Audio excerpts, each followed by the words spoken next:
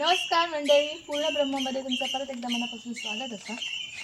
आज काय नवीन असा विचारू परत नाही असेल तर त्याच्यामुळे मीच सांगते आज काय नवीन असा. तर आज मी झाडांका खत घालते. माझ्याकडे जी फुलझाडं असतात त्यांना खत घालते आणि त्या कसला खत असा तर मी खैनं आणलं आहे आणि त्या कसा बनता, कारण त्या सेंद्रिय खत असा नैसर्गिक पद्धतीने तयार होता असा ह्या खत खय बनता आणि कसा बनतात तास तुमका मी आजच्या व्हिडिओमध्ये दाखवते. तर मंडळी, आमच्या आंदुर्ल्यातल्या धाटवाडीतील दिशा स्वयंसहायता महिला समूह गटातील जे महिला असतात ते इथे गांडूळ खत बनवतात. सेंद्रिय पद्धतीने बनणाऱ्या ह्या गांडूळ खत कसा बनतात त्याच आता आपण बघतलो. आता पावसामुळे हे तुमका आधी आणून ठेवू लागलो असत ना, तरी यंदा नाही उशीरच झाली, कारण मग पावसात पतारो गावत नसतो ना.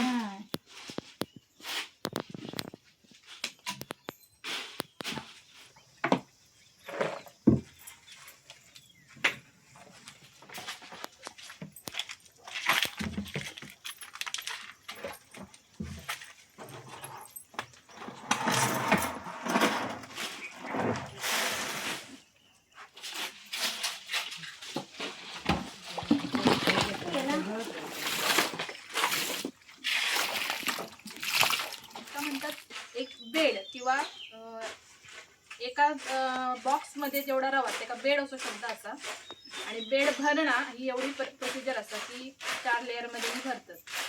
आता ही सगळी जी पाना दिसतात म्हणजे बघा इतक्या सगळं पतारो दिसता हा, पण एका किती दिवसांनी गडप जातलो ह्यो? 40 दिवसांनी सुरुवात होता कुजाक. कुजाक त्याच्यानंतर प्रोसिजर सुरू होते. पूर्ण तयार हो किती वेळ लागतं? साधारण 3 महिने वगैरे लागते. 3-4 काय होत ते एका वेळात नाही होत. आता तर जसं आपण आता लेअर टाकलेत ना तसं तसंच तर तयार होत जाताला वरून खाली. तुम्ही तसं तसं काढता? तो एक थर काढूचं लागतं. एक थर काढूचं लागतं. एक भरलो का तो एकदमच एकदम नाही. आता ते काय ते बघा तिथे म्हटलं गेले थोडे थोडे राहू. थोडे एक टप टाक पार एक टप.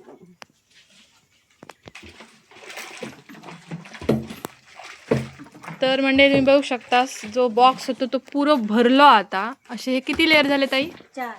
4 म्हणजे पतारो, शेण आणि शेणाचं पाणीमध्ये असे किती झाले? 4 थर झाले. त्याच्या 4 थरामध्ये हे पूर्ण भरलेलो आणि आता हे भरलेलो दिसता, पण जेव्हा ह्याच्यात गांडूळ सोडतले आणि सगळी प्रक्रिया होते तेव्हा हे निम्मो तरी खाली जातलो मग एवढं कमी जातं. हां, आणि जेव्हा खत पूर्ण तयार होत असतं तेव्हा तोपर्यंत तेवढंच असतं. हां, मग ह्या सगळ्या आता रवतात इथे रवतात. पोटातनं परत बाहेर येतात गांडूळांच्या.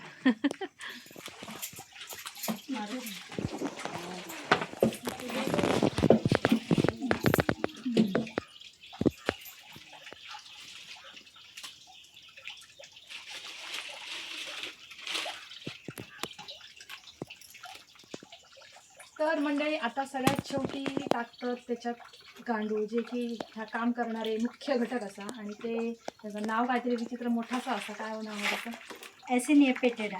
ते कसे असतात ते तुम्हाला मी दाखवतोय. हे छोटे छोटे आहेत. मग पण आपल्याला खूप मोठे असतील, कारण आपण नेहमी जे बघतो ते मोठे असतात, पण हे खूप छोटे छोटे गांडूळ आहेत. आणि ह्याचं काहीतरी नाव मग अजून मना ठेवचं नाही, तर अमक्या स्क्रीनवर लिहून दाखवते मी. आणि हे स्पेशल असत. खैन आणला तो? नेरूर ह्यांनी सुरुवात केली. आणि तुम्ही सुरुवात करताना तुमच्याकडे नव्हते, मग तुम्ही तुमका कळला त्यांच्याकडे मिळतात, तुम्ही जाऊन आणला. तर असे हे ह्यांचा आपला काम करून दे. साधारण 1.5 महिने आणि पूर्ण तयार हो 3 महिने वेळ लागता ह्यांका असं म्हणतात. आता एवढं जो भरलेली ह्या जर दिसता पुरा तर साधारण 20 खाली जातं नाही हो. म्हणजे खूप कमी नाही होणार. ते खातात ताच रिप्रोड्यूस होता म्हणा हया. तर त्याच्यामुळे जेवढा ह्या सगळ्या भरल्याने आहे ते त्याच्यात जरासं कमी होऊन उरलेला जो असताना तर सगळं असताना गांडूळ खत. तर तयार झालेला गांडूळ खत कसा असतं तर तिकडे तयार झालेला दुसऱ्या बॉक्समध्ये. तर मंडळी, तयार झालेला गांडूळ खत हे असा हा. आणि तुम्ही बघू शकता अगदी फाईन असा, म्हणजे अगोदरचा जो पाला पाचोळो काय काय जर असा रफ दिसता तिकडे त्याचा काही एक राहिलेला नाही. आणि असा ह्या गांडूळ खत तयार होता. आणि ह्याच्याबद्दलची जास्तची माहिती सगळी आता आपण घेऊया यांच्याकडून, ताईंकडनं. ह्या काय? वर्मी वॉश म्हणजे गांडुळांच्या त्वचेचं पाणी.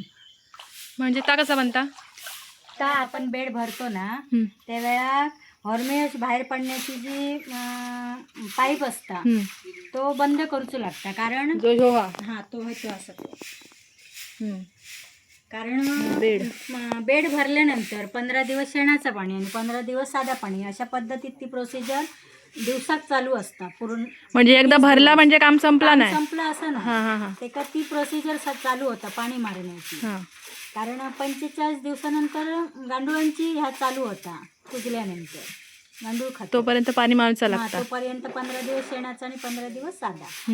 आणि 1 महिना म्हणजे 30 दिवस झाल्यानंतर मग तो पाईपाचा मार्ग मोकळं केला जाता. कारण त्याच्यानंतर पाणी बंद केलं जातं.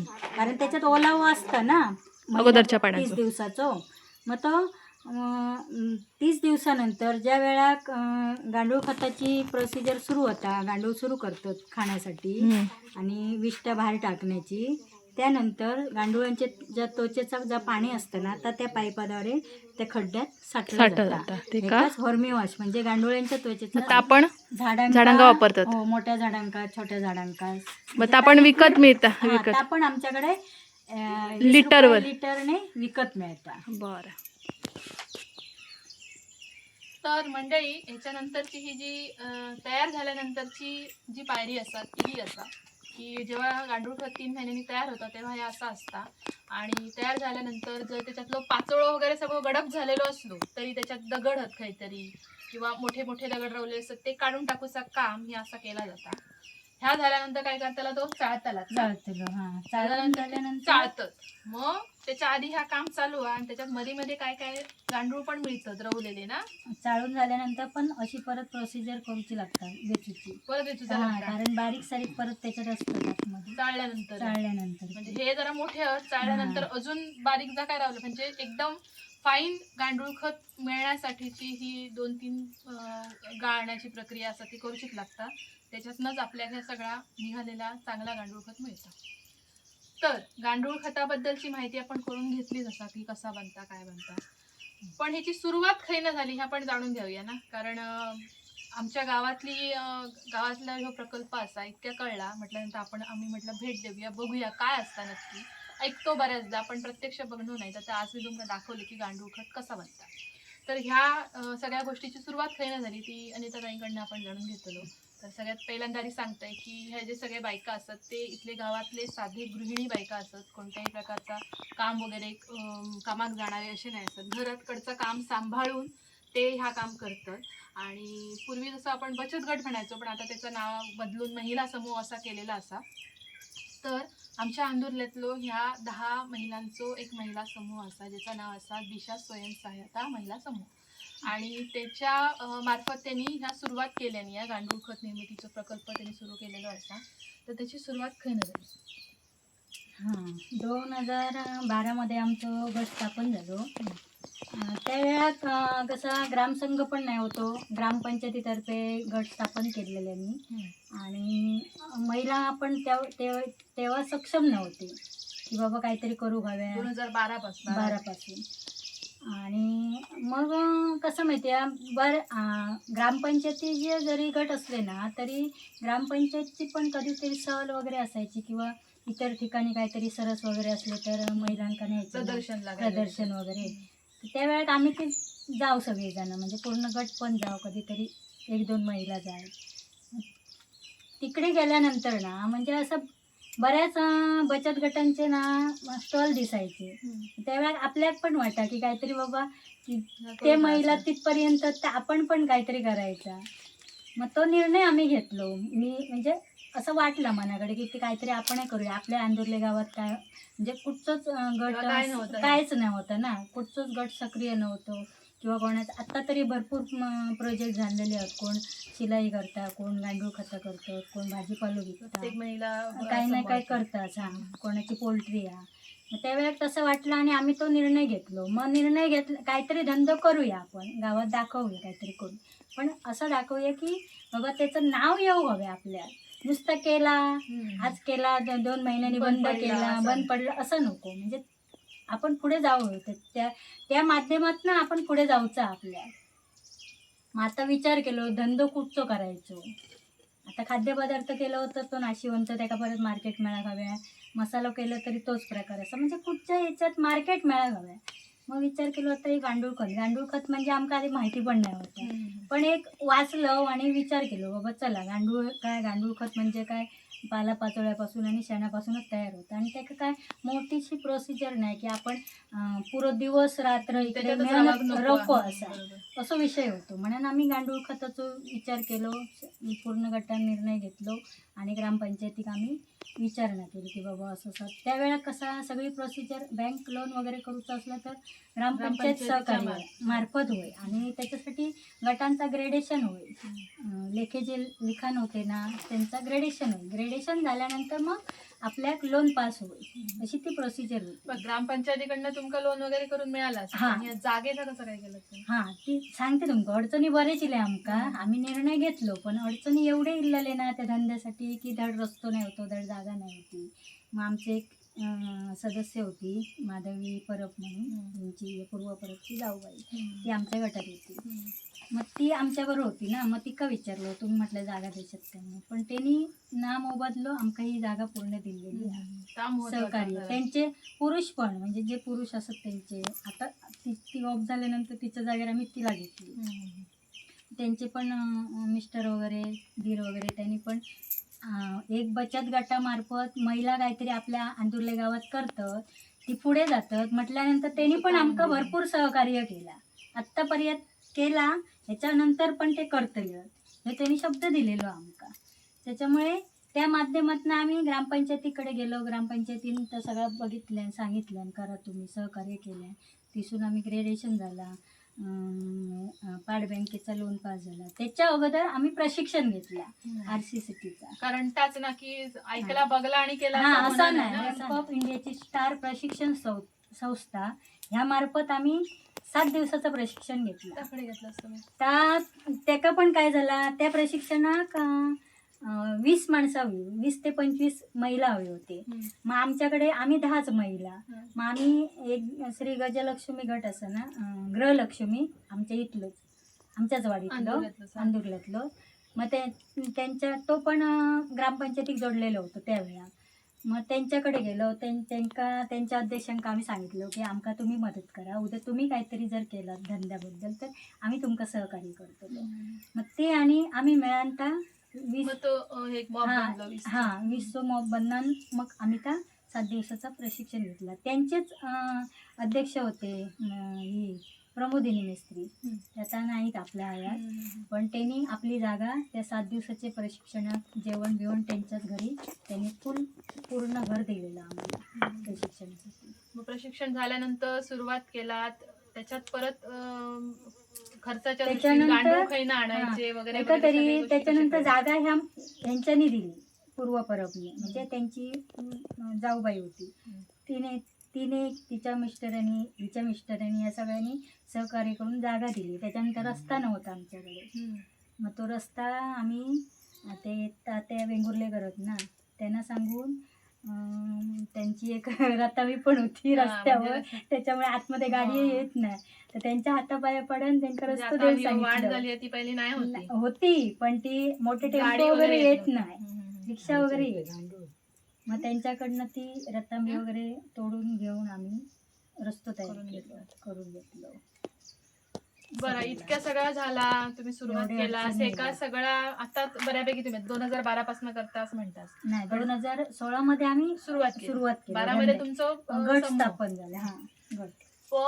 पण आता सगळं झाला, तयार झाला, पॅकेजिंग झाला, तर तुमका मार्केट आमका गावातच मिळतं. हा, त्याच्यानंतर आम्ही म्हणजे ह्यो धंदो सुरू झाल्यानंतर 17 पासून आम्ही पूर्ण सरस पण केली. गोवा सरस केलो, महालक्ष्मी सरस, त्याच्यानंतर काय कुठचं तो ग कुडाचं कुठचं म्हणतं, सिंधू सरस त्या दिवशी आम्ही गेलो. ते नाही, अंगणेवाडी सरस. गोवा सरस झालो, अंगणेवाडी सरस झालो, आणि त्याच्यानंतर महालक्ष्मी सरसला आमका पुरस्कार प्राप्त झालो. राजेमताजी जाऊ तिथे लावलेलं बॅनर बघ, दाखव. म्हणजे ह्या एक मोठं यश म्हणा हा, या सगळ्यात मोठा यश. राजमाता जिजाऊ पुरस्कार. म्हणजे आम्ही जा केला 16 पासून जर का पाऊल टाकला तर आतापर्यंत चालू आहे. आणि आतापर्यंत मार्केट चालू आहे. म्हणाला गावातच हा, असा. मार्केट गावातच असा. म्हणजे साधारण म्हणजे आता तुमका जाहीररित्या सांगू हरकतच नाही की साधारण काय ह्याचं किंमत असा किलोवर असता की कसा. हा, आम्ही ह्या किलोवरच देतो, कारण 16 पासून आम्ही 10 रुपयाने किलो ठेवलेला. मग कसा परत शेणाचे दर वगैरे वाढले. बरोबर दिसता रॉ सगळा, हा. पण त्याच्यात काही गोष्टी विकत विकत घेऊ घ्यायचेच लागतात. 5 हा. रोज जरी आणला उचलून तरी शेण होयाच. हा. आणि आजकाल ही परिस्थिती आहे मंडळी गावात. आम्ही गावात राहतो, शेण सारवताना बरेच व्हिडिओ मध्ये तुम्ही बघितले हा. असतात. पण त्या शेण सुद्धा आजकाल मिळणार नाही. आमच्या बऱ्याच जणांनी मला विचारले तुमची ढोरं असत शेण दिसतात तर माझ्या जावेची ढोरं असत तिच्याकडनं मी आणू शकते. पण ज्यांच्याकडे ढोरा नाही तुम्ही मागूक गेलास तरी शेण हल्ली विकत घ्यायचा लागता गावात, अशी परिस्थिती आहे. आणि ह्यांका तर खूप क्वांटिटी मध्ये लागतं ना, तर लागतं, त्याच्यामध्ये लागतं. एखादा विकत घ्यायचा लागतं. मग लागतं. त्याच्यामुळे नुसतंच पालो घातल्याने आणि पैसे कसले घेतात असं जर लोकांच्या मनात प्रश्न असतात तर ह्याच्यासाठी ही सगळी प्रक्रिया हो, खर्च सुद्धा तेवढंच असा. तर त्याच्यामुळे मग आम्ही तर 10 रुपयान परवडन ना, म्हणून मग आम्ही 25 पासून 15 रुपयान किलो. आणि मग त्या झाडांका घालताना कसं असतं, म्हणजे नर्सरीच्या झाडांका सगळ्या कलमांका मोठे कलम. आता जर तुम्ही जी रोपं असतात लहान झाडा, लहान आता नर्सरीची फुलझाडा वगैरे त्यांका जर हे घातलात ना तर तुमका 15 दिवसात रिझल्ट मिळतो. लगेच लागतात, व्यवस्थित होतं झाड. आणि मोठी कलमा म्हणजे माड, काजू, आंबा यांका जर तुम्ही मोठ्या झाडांका जर घातलास तर त्यांका कमीत कमी 3 वर्ष घालायचा. कारण क्वांटिटी मध्ये घालायचं असतं 5 किलोच्या दरम्यान घालायचा एका झाडात. पण तुमका ताबडतोब नाही रिझल्ट मिळायचो, कारण काय अगोदर आपण त्या रासायनिक प्रक्रिया केलेली असता खताची. मग ती रासायनिक जमीन झालेली असता, ती सगळा भरान येऊन वेळ लागता, ती सेंद्रिय नसता. त्याच्यामुळे त्या भरण येऊच्यासाठी 3 वर्ष जातात. मग 4थ्या वर्षी तुमका त्याचा रिझल्ट भेटतो. म्हणजे घातले खत आणि लगेच झाड वाढला असं प्रकार नाही सेंद्रिय खतांचो. सेंद्रिय खतांच्या बाबतीत हेच असा की तुमका थोडंसं वेळ देऊसो लागता तरच त्याचे रिझल्ट मिळतात. तयार झालेला गांडूळ खत पॅकिंग केला मार्केटमध्ये विकला तर तुम्ही आधी म्हटलात तसा की ह्यो काय नाशिवंत माल नाही वगैरे वगैरे. पण ह्याच्यात तोटे पण असतील ना, जसं की आता पाऊस असा तर पावसात किंवा उन्हाळ्यात ह्याच्यावर काय परिणाम वातावरणाचा वगैरे होता, खराब होता काय, किंवा असा गांडुळांका काय प्रॉब्लेम. मालाचा काही विषय नसता, माल चांगलंच राहता तयार झाल्यानंतर हो, त्याचा काही विषय नसता. पण गांडुळांचा विषय हा की जर पाऊस जास्त लागलो, म्हणजे आता ह्या गांडूळ जेव्हा आपण युनिट तयार करतो ना त्यावेळा जागेची पण चाचणी करूची लागता की पाणथळ जर जागा असत ना तर त्या ठिकाणी युनिट चालणार नाही, कारण तर थंडावं असता पूर्ण. हे का कसा गांडुळांका थोडी उष्णता आणि थोडं थंडावं असं समप्रमाणात हवं.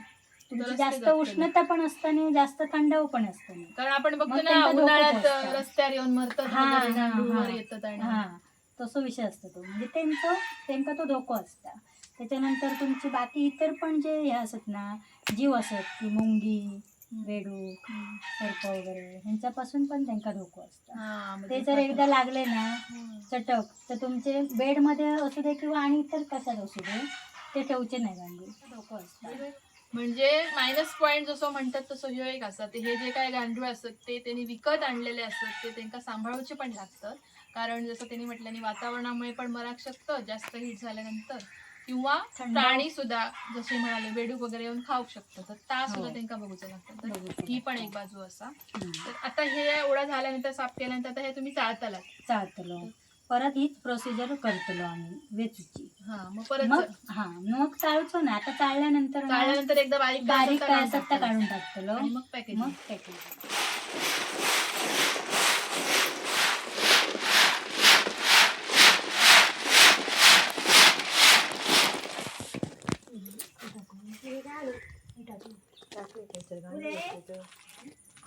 तर मंडळी सगळी प्रक्रिया झाल्यानंतर असा काय म्हणतात स्वच्छ निर्मळ असा ह्या गांडूळ खत मिळता. आणि ह्या नंतर पिशव्यांमध्ये अशा प्रकारे पॅक केला जाता, जिथे त्यांचं वरती नाव वगैरे असं आहे बघा. आणि तुमका जर हव्या असात तर तुम्ही मागवू शकतास आणि माका DM करू शकतास. कोणा घरपोच हव्या असतात तर बघूया आपण काहीतरी सोय करू. तर असा आणि जवळपासचे जे कोण असतात त्यांनी इथे येऊन घेऊन जाऊ शकतास तुम्ही. तर तुमका गांडूळ खत हवे असत त्यांनी किंमत पण सांगितलेली आहे त्याची. तर आपण इथे इलो ह्या सगळं प्रकल्प बघितलो तर ह्यो व्हिडिओच्या माध्यमातून तुमच्यापर्यंत पोहोचलोच असा. पण प्रत्यक्षात तुम्ही आणि कोणापर्यंत ह्या पोहोचवलात काय? होय.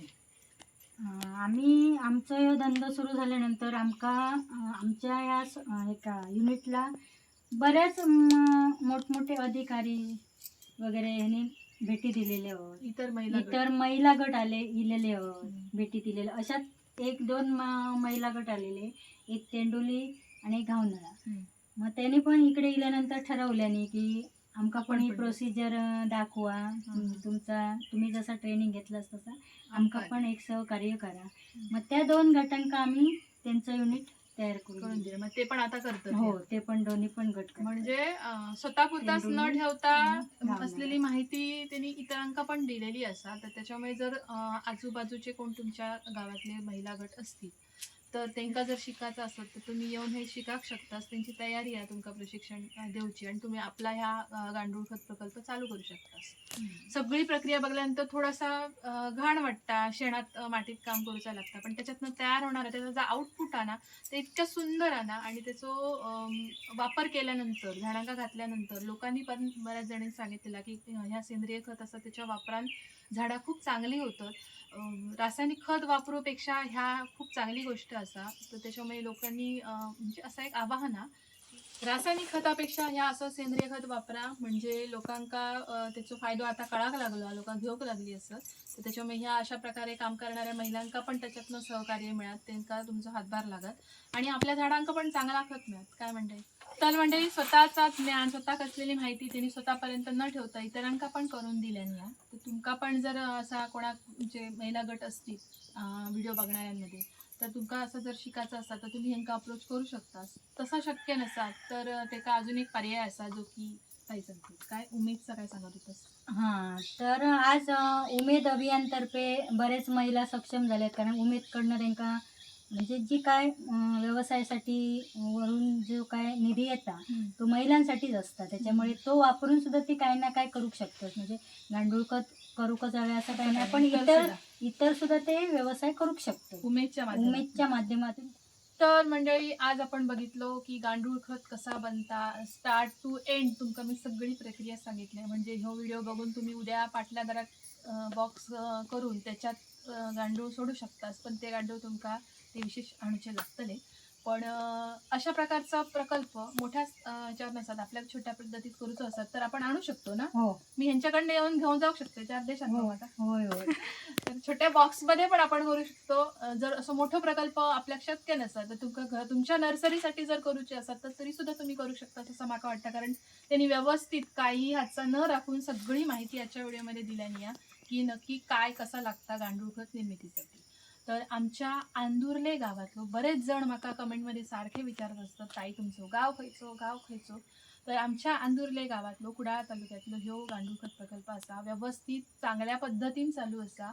जर तुमका कोणाक गांडूळ खत हवे असा तर तुम्ही इथपर्यंत येऊन घेऊन जाऊ शकतास आणि त्याचा वापर करू शकतास. त्याचे चांगले रिझल्ट्स ते म्हणाले तसं मिळू शकतात. तर त्याच्यामुळे जास्तीत जास्त सेंद्रिय खताचा वापर करा. ह्योच आजच्या व्हिडिओतलो एक मॉरल ऑफ द स्टोरीज असं म्हणतात तसा एक चांगली गोष्ट तुमच्यापर्यंत पोहोचवण्याचा प्रयत्न होतो की रासायनिक खतं न वापरता सेंद्रिय खताचा वापर करा आणि पर्यावरण वाचवा. तर अशी मस्त माहिती मी तुमका आजच्या व्हिडिओमध्ये करून दिला असेल. तुमका आवडली असा तर नक्की लाईक करा, शेअर करा, चॅनलला सबस्क्राईब करा अजून केलं नसेल तर, आणि फेसबुक पेजला फॉलो करा. याच्यात छान छान व्हिडिओसाठी पूर्ण ब्रह्म बघत राहा.